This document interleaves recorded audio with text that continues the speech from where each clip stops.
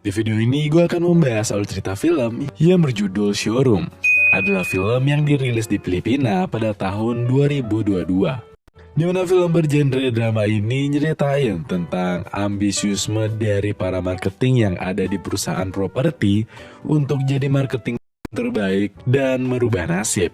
Film ini diawali dengan memperlihatkan seorang wanita bernama Lizelle. Dia bekerja sebagai agen marketing di salah satu perusahaan properti. Pas dia mau berangkat kerja, si juragan kos yang bernama Arnel udah nungguin dia buat nagih utang sewa kosnya yang nunggak selama 1 bulan. Saat itu Lizelle beralasan kalau dia belum narik duit. Lalu dia berjanji bakalan bayar uang sewanya pas nanti udah balik kerja. Pas udah nyampe di kantor, Lizelle pun ngikutin meeting yang diikutin sama seluruh marketing dan pimpinan sama manajernya. Di sana, semua marketing itu tembus target minimal penjualan. Sedangkan Lizelle nggak ada ngejual properti sama sekali pada bulan itu. Manajernya pun ngasih tahu ke Lizelle kalau tenggat waktu pencapaian targetnya itu cuma 3 bulan. Dan kalau lebih dari itu, Lizelle bakal berakhir jadi host live TikTok mandi lumpur. Lizelle pun akhirnya berjanji bakal setelah meeting, teman kerjanya Lizelle yang bernama Dan pun basa-basi nanyain apa yang terjadi. Dia lalu nambahin kalau ada apa-apa si Lizelle bisa curhat ke dirinya. Tapi Lizelle malah menjawabnya dengan sombong kalau dia nggak membutuhkan bantuan apapun. Karena dirinya adalah ex-marketing terbaik periode lalu. Mendengar hal itu, Dan akhirnya mengatakan bahwa itu merupakan prestasi masa lalu.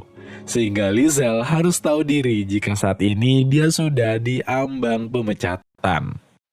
Sepulang bekerja, ternyata si Mamang penjaga kos udah menunggunya untuk menagih utang Lizelle. Tapi karena Lizelle belum megang duit, dia pun diam-diam masuk ke kamar kosnya tanpa sepengetahuan si Mamang penjaga kos itu.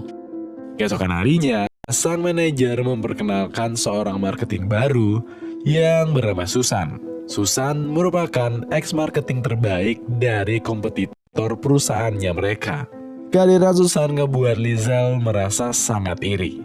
Dikarenakan sejak kehadirannya Susan di sana, dia selalu ngedapetin banyak nasabah dan menjadi marketing terbaik di awal bulan pertama bekerjanya. Hal itu pun membuat Lizelle diperingatkan oleh manajernya, di mana kehadiran Susan ngebuat si manajer nggak bakal mikir 2 kali untuk memecat Lizelle jika dirinya tak mau berusaha lebih keras lagi. Lizelle yang tidak terima digituin pun akhirnya diam-diam ngikutin Susan dan melihat teknik marketingnya. Ketika Susan sedang bersama calon pembeli propertinya, ternyata semua calon pembeli itu adalah kaum adam. Awalnya Susan menjelaskan tentang propertinya itu secara wajar dan normal. Di tengah penjelasan Susan tentang keunggulan propertinya, sang pembeli yang udah gagal fokus terhadap Susan bertanya tentang promo marketing yang sudah Susan janjikan di setiap iklan propertinya. Ternyata promo yang dimaksud itu adalah bahwa setiap pembeli yang sudah pasti membeli akan diberikan jasa penghibur manuk sebagai bonusnya. Senyuman dari Susan pun menandakan kesepakatan dari pembelian properti itu. Dan kalian pasti udah tahu adegan yang akan terjadi selanjutnya. Seusai Susan memberikan hadiah promo dari marketing S3-nya yang barbar itu, Lizelle pun menghampiri Susan dengan bilang kalau dia udah tahu teknik marketing licik ala Susan itu.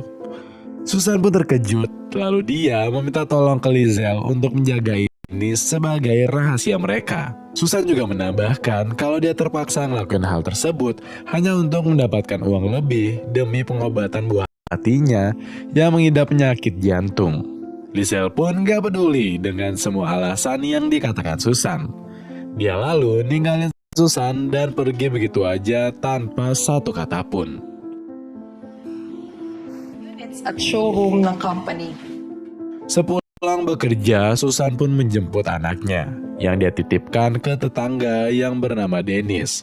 Dennis pun menanyakan mengapa Susan datang terlambat dan tampak murung. Susan pun ngasih tahu kalau teknik marketing kotornya telah diketahui oleh rekan kerjanya. dan dia pun berencana untuk mencari pekerjaan lain. Pas lagi ngobrol-ngobrol, tiba-tiba anaknya Susan yang terlihat lesu pun keluar menghampiri ibunya. Dan akhirnya Susan pun pulang bersama anaknya. Di tempat lain, Liesl pun ngedatengin akang penjaga kos buat minta gembok kamarnya. Tapi Arnel menolak permintaan tersebut karena si Liesl nggak nempatin janjinya untuk ngebayar kos. Arnel pun ngasih opsi lain, dimana kalau Liesl mau ngelakuin keinginannya Arnel, maka pembayaran yang menunggak akan dianggap lunas. Mau main gue nih. Banyak kakasing tang ina ka. Karena gak punya pilihan lain, akhirnya Liesl pun menyetujui tawaran yang sungguh meresahkan tersebut. Setelah itu, Liesl yang belum mencapai target penjualan akhirnya pergi ke klub sambil minum buat ngilangin stres. Di sana dia berkenalan dengan pria tampan bertato. Lalu Liesl mencoba trik marketing yang dilakukan oleh Susan untuk pertama kalinya. Usaha tersebut pun membuahkan hasil, di mana pada keesokan harinya, pria tampan bertato ngebeli 3 unit apartemen dan langsung diberikan hadiah jasa penghibur manuk oleh Liesl. Rekan-rekannya pun memuji kehebatan Liesl yang bisa dengan cepat melambung penjualan mereka, dan kini dia sudah mencapai target penjualan. Susan lalu menghampiri Liesl dan mengatakan kalau dia tahu Liesl menggunakan trik marketing yang sama dengannya. Lalu Susan mengatakan kepada Liesl agar mau tutup mulut dan bekerja sama dengannya. Namun Liesl yang masih iri dengan pencapaian Susan lantas menolak ajakan Susan, dan saat itulah mereka menjadi rival dan merebutkan posisi nomor 1 di bidang marketing di mana mereka bekerja. Hindi.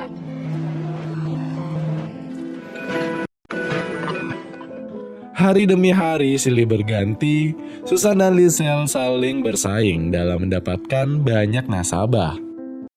Hingga pada suatu momen mereka bertemu dengan calon nasabah konglomerat di tempat yang sama di sebuah klub malam. Di sana kedua orang pun mengaku tidak mengenal satu sama yang lain.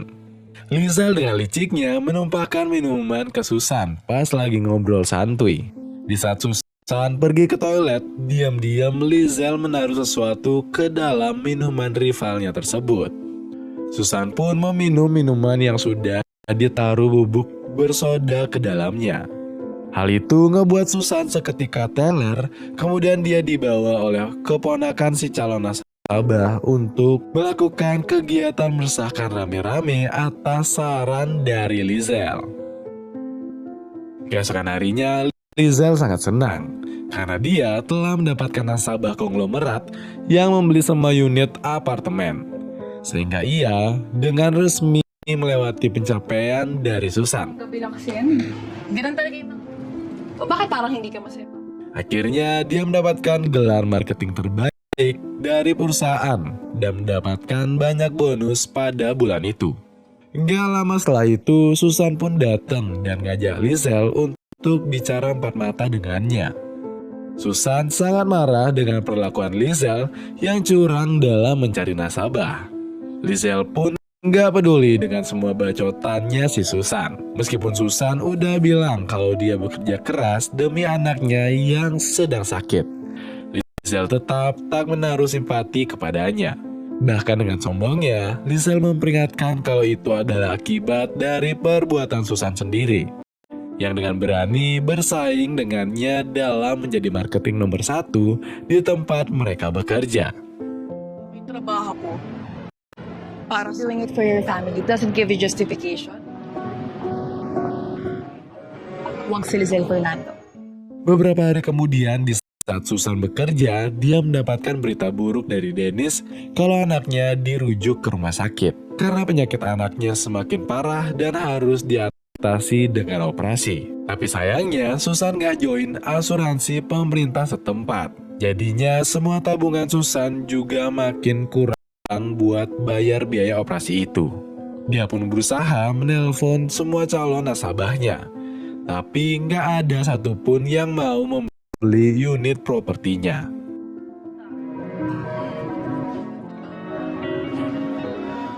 Naman lu si Susan.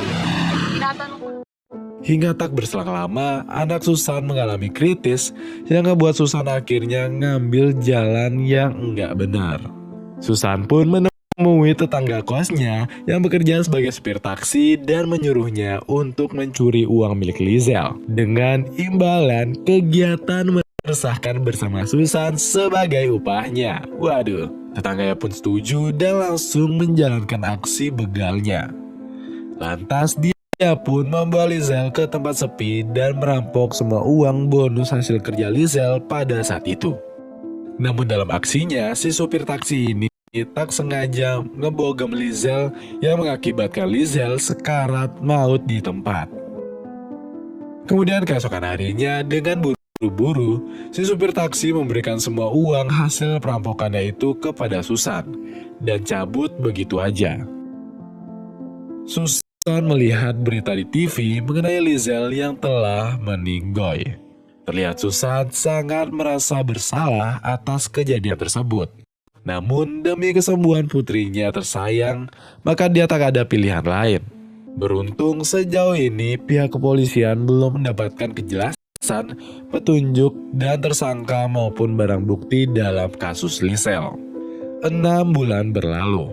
Terlihat Susan berturut-turut jadi marketing terbaik di tempat kerjanya, sehingga mendapatkan banyak bonus yang membuat perekonomiannya semakin membaik. Lalu film pun berakhir dengan si manajer yang memperkenalkan seorang marketing baru di perusahaan itu, di mana sosok pegawai baru ini sangat ambisius dan rada songong, serta memiliki motivasi yang sangat tinggi untuk menjadi rivalnya si Susan. Dan hal itu pun ngebuat Susan jadi keinget almarhum Lizelle yang bersifat persis kayak gitu juga. Dan film pun berakhir. Itu dia tadi alur cerita film yang berjudul Showroom, di mana kisah tragis dari Lizelle ngasih gambaran jelas kalau kadang orang bisa bertindak brutal demi ngedapetin uang. Dan persaingan yang mematikan itu nggak cuma pepatah aja, melainkan bisa jadi kenyataan.